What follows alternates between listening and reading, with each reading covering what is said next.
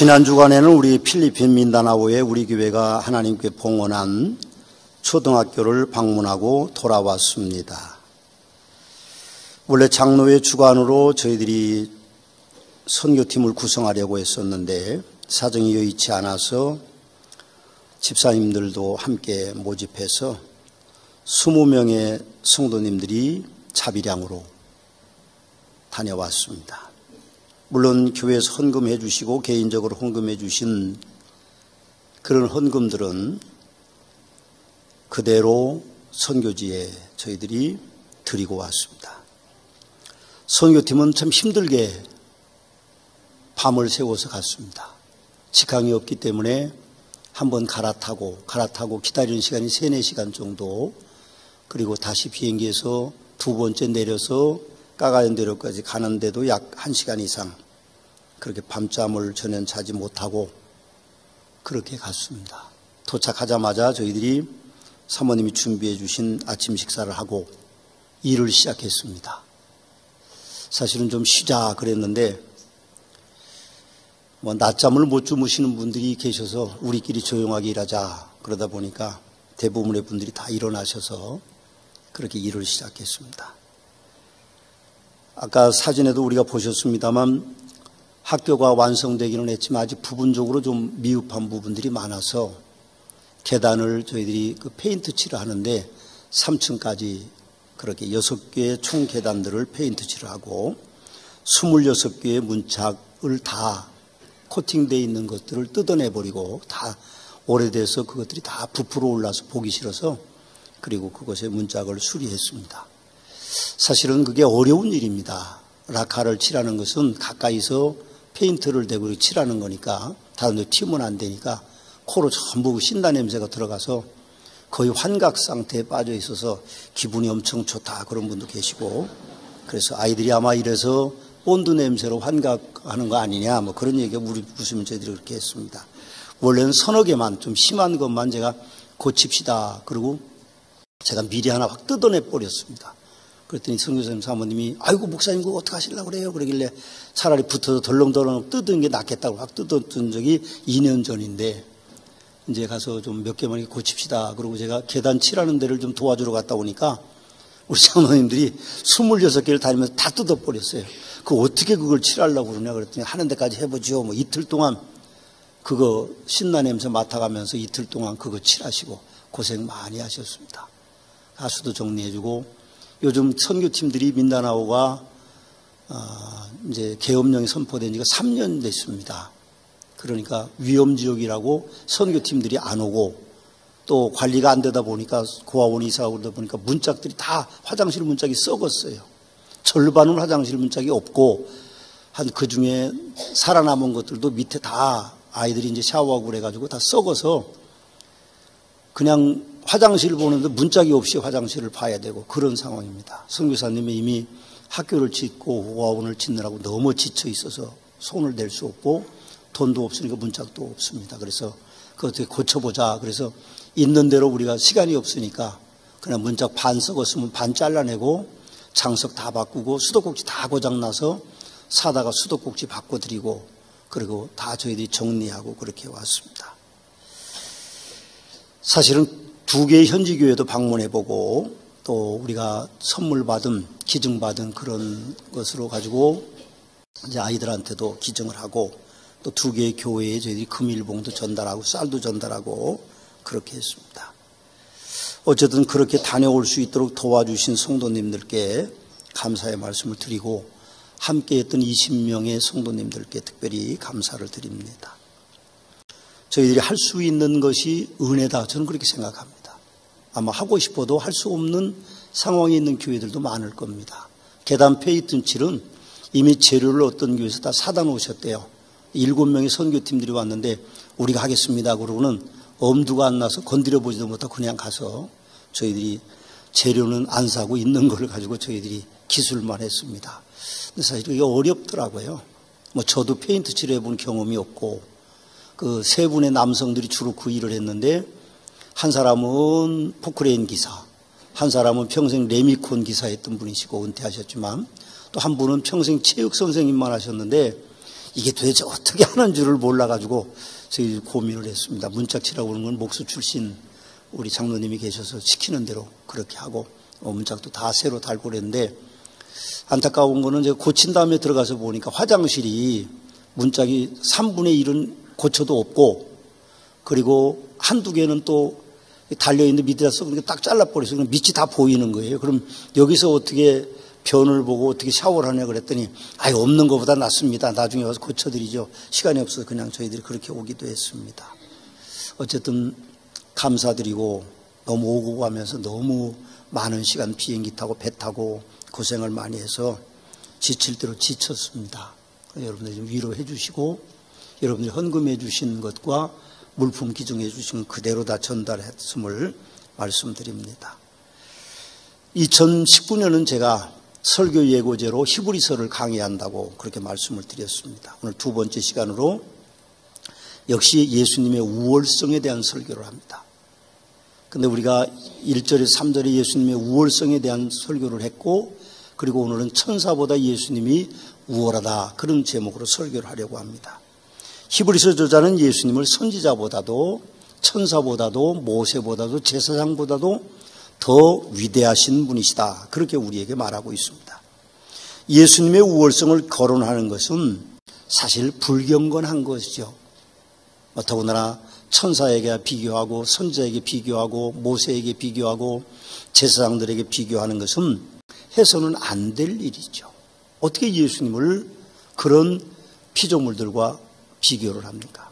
어떤 분들은 예수님을 4대 성인 가운데 한 사람이라 학교에서 배웠으니까 예수님이 4대 성인 중에 한 사람인 줄 아는데, 그건 세상 사람들이 만들어낸 이야기고 예수님은 성인이 아닙니다. 물론 이 땅에 하나님은 사람 육신을 입고 오셨지만 예수님은 성인의 반열이 아니라 예수님은 하나님이시기 때문에 어떤 것과도 비교할 수 없는 그런 분이신 것을 우리는 기억해야 됩니다. 그래서 예수님의 우월성을 거론하는 것 그 자체가 불경건한 거지만, 히브리서를 받아보는 이 히브리서 수신자들이 유대인들입니다. 유대인들에게 있어서는 선지자가 중요하고, 그리고 천사가 중요하고, 그리고 모세 율법이 중요하고, 그 다음에 사람과 하나님의 사이를 이어주는 제사장들이 중요하기 때문에 그 사람들에게 예수님은 그 사람들보다, 그 존재들보다 더 위대하다는 것을 밝히기 위해서 오늘 히브리서 기자는 예수님을 그들과 비교해서 예수님이 더 우월하심에 대한 말씀을 하고 계시는 것을 우리는 볼 수 있습니다. 히브리서 기자는 오늘 1절에서 3절에서 이미 선지자보다 예수님이 더 우월하다는 말씀을 했습니다.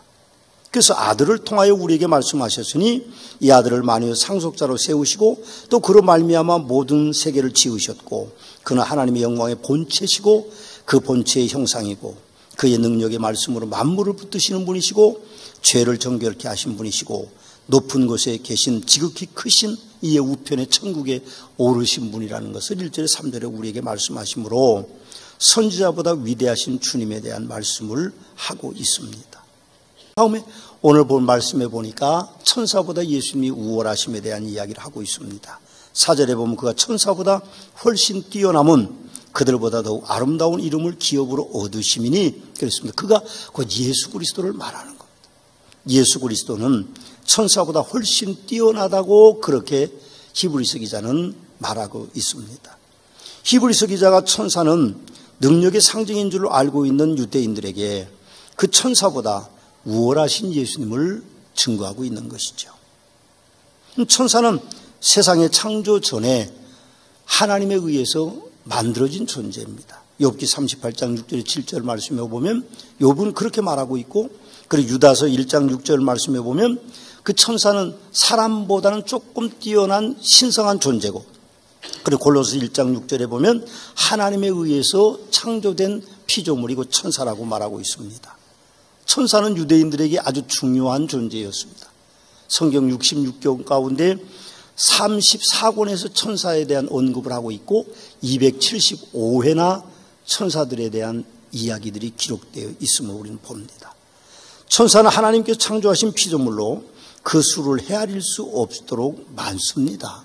천사는 영적인 존재이기 때문에 육적인 존재가 아니기 때문에 그 수를 세기는 어렵습니다. 그러나 많은 천사들이 창조되었고 다시 재생산되지는 않는다는 사실이죠. 천사는 인간과 같이 지정의를 가진 인격적인 존재이지만 영적인 존재이기 때문에 육신이 없습니다. 그래서 혼인하는 법이 없습니다. 그래서 천사들은 그 수가 늘어나지 않는 것입니다. 물론 천사는 인간보다 능력이 있지만 하나님처럼 전지전능하지는 않습니다. 그러나 그들은 조직이 있어서 서로 다른 이름들을 가지고 있고 계급사회처럼 그들의 계급들이 나누어져 있고 서로 다른 일을 시행하는 그런 존재들입니다. 유대인들에게는 천사가 중요한 존재였죠. 유대인들은 천사 숭배 사상이 있었습니다. 유대인들은 천사를 하나님과 연결시켜주는 계시의 전달자로 신성하여 숭배의 대상으로 오인할 수도 있었던 것이죠. 골로새서 2장 18절 19절의 말씀에 보면 그러나 아무도 꾸며낸 이야기로 그 말은 오늘 우리가 보니까 겸손과 천사 숭배의 이유로 너희를 정죄하지 못하게 하라 그렇게 말씀하시는 것을 보면 사람들이 천사를 숭배해서는 안 되도록 그렇게 말씀하고 계시는 것을 봅니다. 여러분 우리는 사도행전에 보면 예수님이 승천하시고 나서 제자들이 마가의 다락방에서 40일 동안 기도했는데 하늘에서 성령 하나님이 내려오셨습니다. 놀라운 은혜를 입은 그들이 저작거리로 나가서 설교하기 시작했고 사람들은 예수님께로 구름대같이 몰려들었습니다. 그때 유대인들이 볼 때 야 이래서는 안 되겠다. 이단자 예수가 세상을 바꿀 수 있다고 생각해서 예수 믿는 사람들을 잡아 죽이기 시작하는데 스데반 집사를 먼저 죽였고 그 다음에 야고보 사도를 죽였습니다. 그럼 요한의 형제 야고보 사도가 죽임으로 말미암아 사도들이 옥에 갇혔습니다. 사람들이 기뻐하니까 권력이 있는 사람들이 예수님을 따르는 핵심적인 인물이 사도들을 옥에 가둔데 베드로가 옥에 갇혔습니다. 그런데 예수님을 믿는 사람들은 마가의 다락방에 모여서 기도했죠. 문을 꽉 잠그고 기도하는데 문을 두드리는 소리가 나니까 로데라고 하는 젊은 여자애가 대문으로 갔습니다. 가서 문은 열지는 못하죠. 혹시 자기네도 잡아갈지 모르니까 누구냐고 물어보니까 밖에서 베드로의 음성이 들렸습니다. 로데라는 아이가 문을 열어주지를 못하고 안으로 뛰어들어와 사람들에게 그렇게 말하면 성도들에게 베드로 사도가 왔다 그렇게 이야기하니까 사람들이 믿지를 않았죠. 쓸데없는 얘기 하지 마라. 어떻게 베드로 사도가 옥에 있는데 오냐? 그렇게 물어보니까 그 로데라는 젊은 여자애가 베드로 사도가 분명하다고 말하니까 어른 성도 가운데 어떤 성도가 무슨 이야기를 하는가 하면 베드로의 천사가 왔나 보다. 그런 것을 볼 때에 유대인들 사후에서 천사는 아주 중요한 존재입니다. 사람들을 돕고 하나님께로부터 오는 소식을 전해주고 그래서 천사를 위대한 존재로 만들지만 그러나 히브리서 기자는 예수님은 천사보다 우월하다고 말씀하고 있는 겁니다. 이해하기 좀 어려웠겠죠. 예수님은 아무 힘이 없이 십자가에 달리셨고 예수님은 아무 힘이 없이 십자가에서 돌아가셨고 옆구리에 창자리를 찔르셨고 그리고 무덤에 묻히셨는데 어떻게 그런 사람이 천사보다 우월하다고 말할 수 있느냐 그렇게 생각할 수 있는 것이죠. 그러나 천사는 하나님께서 만드신 피조물입니다.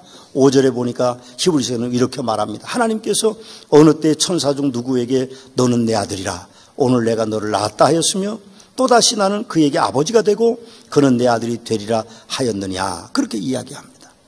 천사는 하나님의 일을 맡은 존재지 하나님도 아니고 하나님의 아들도 아니라는 표현이죠. 그러므로 천사는 하나님의 일을 수행하는 자유의지가 주어지지 않는 변함이 없는 존재입니다. 물론 그에게 지정의가 있어서 하나님을 배신하기도 했지만 일부 세력들이 그렇게 했지만 천사는 위대한 존재가 아닙니다. 여러분 오늘 2절과 3절에서 예수님을 뭐라고 말씀합니까? 하나님의 영광의 광채시고 그 본체의 형상이라 그렇게 말하므로 예수는 하나님이시고 천사는 하나님께서 만드신 피조물이라는 것을 이야기하고 있는 것을 우리는 봅니다. 6절에 보면 천사는 예수님께 경배하는 존재라고 가르칩니다. 또 그가 마다들을 이끌어 세상에 다시 들어오게 하실 때에 하나님의 모든 천사들은 그에게 경배할지어다. 그렇게 오늘 히브리서에는 우리에게 증거해 주고 있습니다. 7절을 보십시오. 그렇게 되어 있습니다. 천사들에 관하여는 그는 그의 천사들을 바람으로 그의 사역자들 불꽃으로 삼으셨느니라. 그렇게 말씀하시므로 예수는 하나님이시고 천사들은 그 예수께서 만들어내신 피조물이라고 말씀하고 있습니다. 그런데 유대인들에게 천사는 주종이 전도돼서 하나님을 대적하는 존재로까지 가게 되죠. 사람들이 천사를 숭배합니다. 그래서 일부 천사들은 하나님보다 조금 못하지만 하나님을 거역해서 하나님을 배반하는 일이 있기 때문에 사단으로 변화되는 역사가 일어나게 된 것이죠. 사단들은 군대처럼 사단은 제일 위에 있고 마귀가 그 다음에 있고 귀신이 그 다음에 있어서 물론 그들이 하는 사역들이 다를 수 있지만 그런 존재인 것입니다. 우리가 중요하게 생각하는 것은 사단이 아닙니다. 천사도 아니고요. 우리입니다. 사람이죠. 하나님께서 귀하게 여기는 존재도 천사가 아니라 사단이 아니라 바로 사람입니다. 사람이 하나님 앞에는 중요한 존재죠. 만물의 영장으로 만들고 사람을 위해서 직접 오셔서 십자가를 지셨고 물과 피를 다 쏟고 죽음을 당하셨고 죽은 자 가운데 다시 살아나셨고 하늘에 다시 이 땅에 내려오실 그 하나님, 그 예수님이 우리를 사랑하신다는 겁니다. 천사를 사랑하는 것이 아니죠. 근데 중요한 것은 성도들도 교만하면 사단처럼 하나님을 대적하는 존재가 될 수 있다는 것입니다. 그럼 사단이 원래 천사였습니다. 그 아름다운 그 천사의 모습이 하나님을 대적해서 사단이 됐어요. 무적행으로 내려가는 존재가 됐습니다. 이 땅에 있는 사람들도 하나님 앞에 범죄하면 아름다운 형상이 아닙니다. 추한 거죠. 저희들이 필리핀 가 있는 동안에 YTN 뉴스가 그곳에 잡히고 우리가 핸드폰으로 볼 수 있었는데 여러 사건들이 났습니다. 사람이 참 얼마나 악한지 아버지를 죽이고 가다가 두 노부부를 죽이는 그런 일들도 일어나고 있음을 봅니다.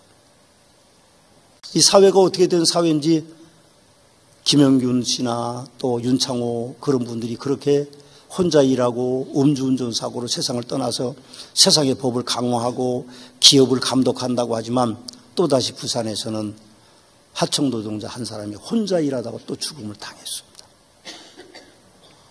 사람들은 참 악하죠. 얼마나 무서운지 모릅니다. 무섭습니다. 사람들이 교만해지면 타락한 천사처럼 그렇게 될 수 있습니다. 성도는 하나님의 영광을 가로채서는 안 됩니다. 물론 저도 마찬가지죠. 하나님의 영광을 저는 가로채서는 안 됩니다. 오직 하나님 그분만이 우리가 모실 뿐이고 그분만 우리가 숭배해야 되는 것이죠.